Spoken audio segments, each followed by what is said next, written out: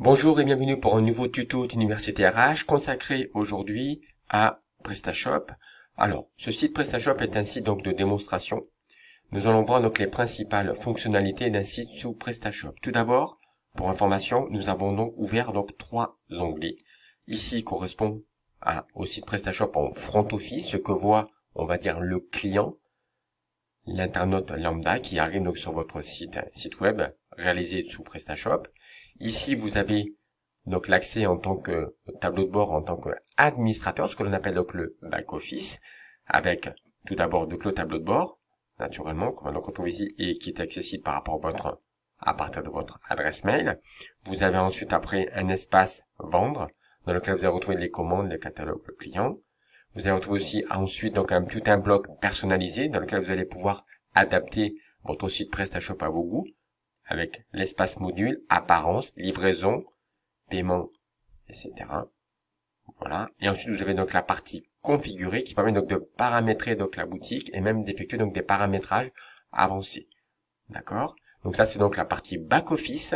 Et ensuite, vous avez donc la partie front office qui est donc ici. Qui permet donc de retrouver l'ensemble des éléments, le menu navigation, le logo.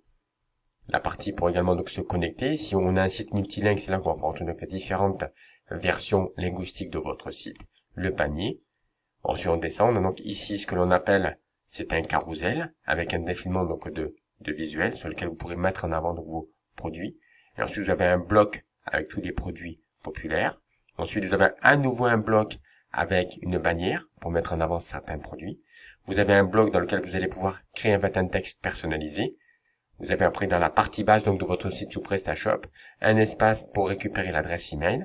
Et ensuite, donc, les éléments de réassurance, tous les éléments qui peuvent rassurer, donc, l'internaute. Donc, premier point, donc, navigation entre, donc, le front office et navigation entre le back office. Quand on fait des modifications, donc, sur le back office, il faut toujours aller vérifier sur le front office pour voir comment cela se présente visuellement pour l'internaute.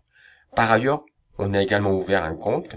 Vous avez la possibilité, donc, sur PrestaShop, add-on, qui est donc la place de marché des principaux plugins et thèmes de PrestaShop, de retrouver l'ensemble donc des plugins et modules que vous pourrez rajouter sur votre PrestaShop. Donc là, trois éléments, marketplace de PrestaShop ici, le site que vous avez créé, donc faites la partie en front office, et ici, vous avez le back office.